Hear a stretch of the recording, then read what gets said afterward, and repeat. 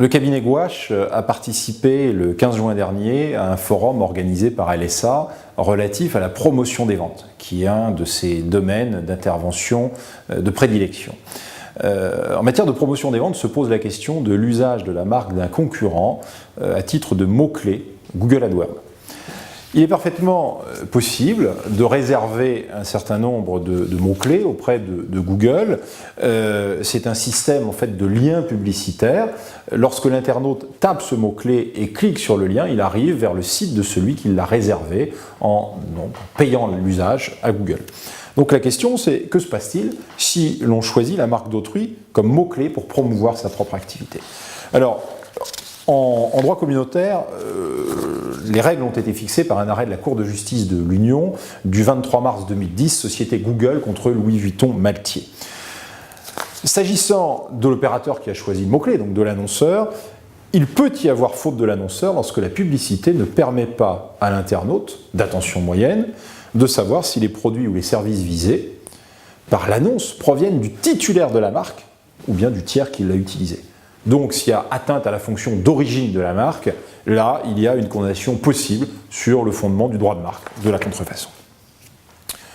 Solution confirmée par la Cour de justice de l'Union dans un arrêt du 22 septembre 2011, Interflora contre Marks & Spencer, qui ajoute qu'au-delà de l'atteinte à la fonction d'indication d'origine, il peut également y avoir une atteinte à la fonction d'investissement de la marque.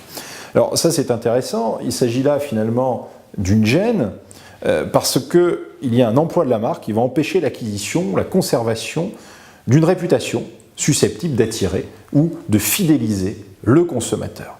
Le titulaire de la marque peut donc, dans ce cas, interdire l'usage au concurrent dans 3 situations, soit parce que le concurrent tire un profit indu du caractère distinctif de la marque, c'est le parasitisme, soit parce que la publicité opérée porte un préjudice au caractère distinctif, donc ça c'est la dilution, soit parce que la publicité porte un préjudice à la renommée, c'est le ternissement.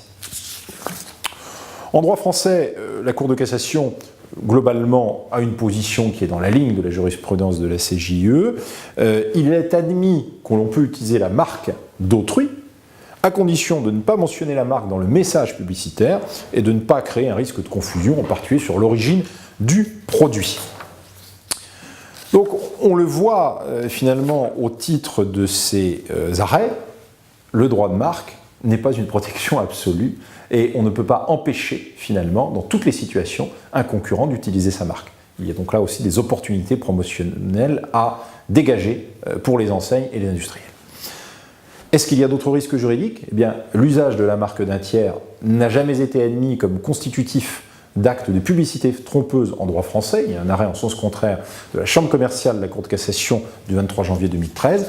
En revanche, le parasitisme a déjà été retenu. Je vous renvoie pour cela à l'analyse d'un arrêt de la Cour d'appel de Paris du 5 septembre 2013, rendu à propos du signe de particulier à particulier, qui n'était pas fondé sur le droit de marque, mais sur l'usage parasitaire par un concurrent, fait de ce signe de mauvaise foi, sachant qu'il drainerait la clientèle du fait des investissements qui ont été réalisés dessus depuis 1996 par l'éditeur du site www.pap.fr. Donc là encore, quelques autres fondements pour protéger l'usage du signe du concurrent, mais une protection qui a pour limite les règles du parasitisme. Merci de votre attention.